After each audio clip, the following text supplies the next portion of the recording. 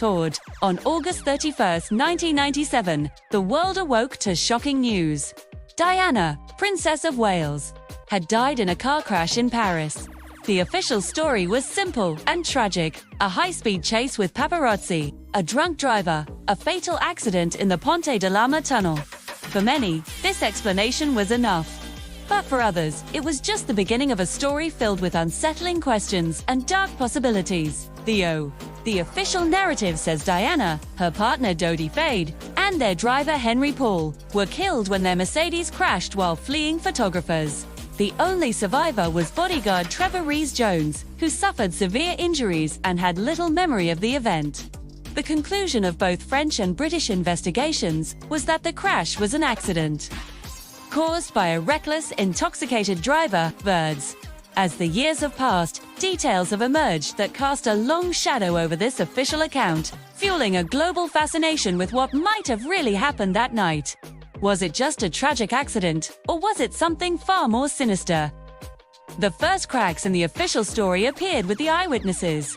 Several people near the tunnel reported seeing a brilliant, blinding flash of light just moments before the sound of the crash echoed through the Paris night. Francois Leverster, who was driving ahead of the Mercedes, claimed he saw a powerful flash in his rearview mirror. He described it as something that could neutralize a driver. Was this the flash of a paparazzi camera, as some suggested? Or was it something more deliberate? A tool used to disorient Henry Paul and cause him to lose control. Investigators were skeptical, but the accounts were consistent enough to plant a seed of doubt. The flash before the crash theory became one of the earliest and most enduring mysteries of the case, suggesting that the chase might not have been the only factor at play. Then there was the mystery of the second car. Forensic analysis of the wrecked Mercedes revealed traces of white paint, indicating a glancing collision with another vehicle just before the final impact. Eyewitnesses also reported seeing a white Fiat Uno speeding away from the tunnel moments after the crash. The car and its driver seemed to vanish into thin air. French police launched a massive search, but the Fiat was never definitively found, nor was its driver ever conclusively identified. One name that emerged was La Van Than, a security guard who owned a white Fiat Uno that was repainted shortly after the accident. He was questioned but maintained his innocence, and authorities eventually cleared him. Yet, the mystery of the Fiat Uno remains a tantalizing loose end. Why was it there? Did it intentionally cut off the Mercedes, or was it just another vehicle caught in the tragic chain of events? Its disappearance has fed speculation that it was involved in a deliberate plot and its driver silenced or hidden. As these initial suspicions grew, they coalesced into larger, more elaborate conspiracy theories.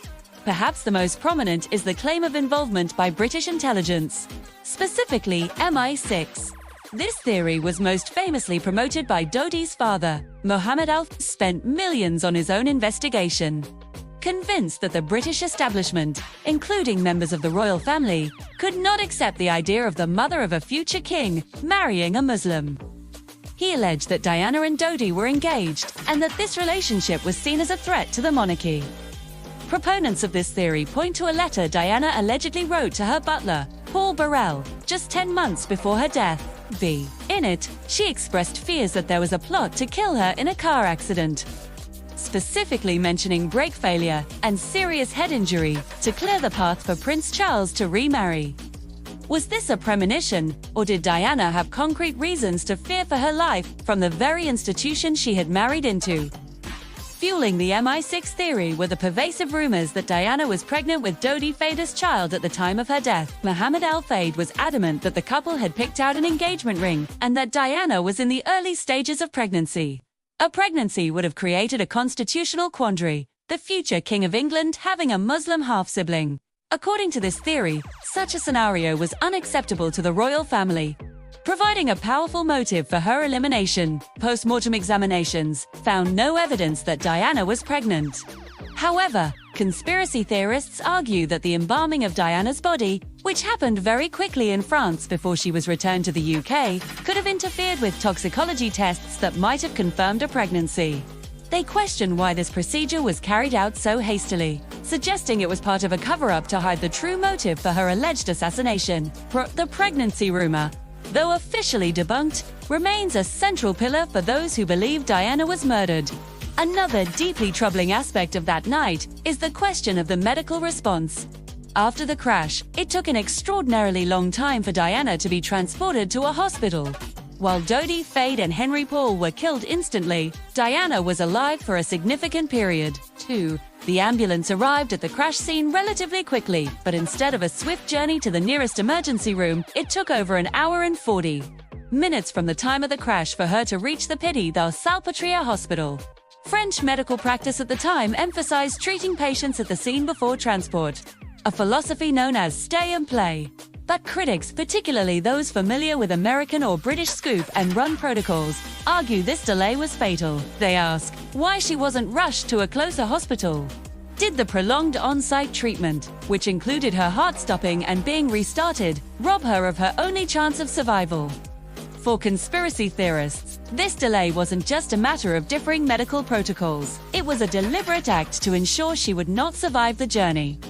So, where does the truth lie? The official inquiries concluded that Princess Diana's death was the result of a tragic accident, a perfect storm of a drunk driver, high speed, and the relentless pursuit of paparazzi. They dismissed the conspiracy claims as the unfounded grief of a heartbroken father and the speculation of a public unwilling to accept such a random end for a beloved icon. And yet, the questions linger. The bright flash of light, the elusive white Fiat Uno, Diana's own chilling letter predicting her death, the rumors of a pregnancy, and the potential motive of a scandalized establishment. The agonizingly slow journey to the hospital. Each is a piece of a puzzle that, for many, simply doesn't fit together. Was it a straightforward, albeit tragic, accident? Or was the People's Princess the victim of a meticulously planned assassination? Executed in the dark of a Paris tunnel and covered up by the most powerful forces in the world, more than 2 decades later. The story of Diana's death remains 2 stories, the official record and the shadow narrative that continues to haunt her memory, leaving us all to wonder what really happened on that fateful August night. Thank you for watching. If you found this investigation intriguing, please like this video and subscribe for more deep dives into historical mysteries.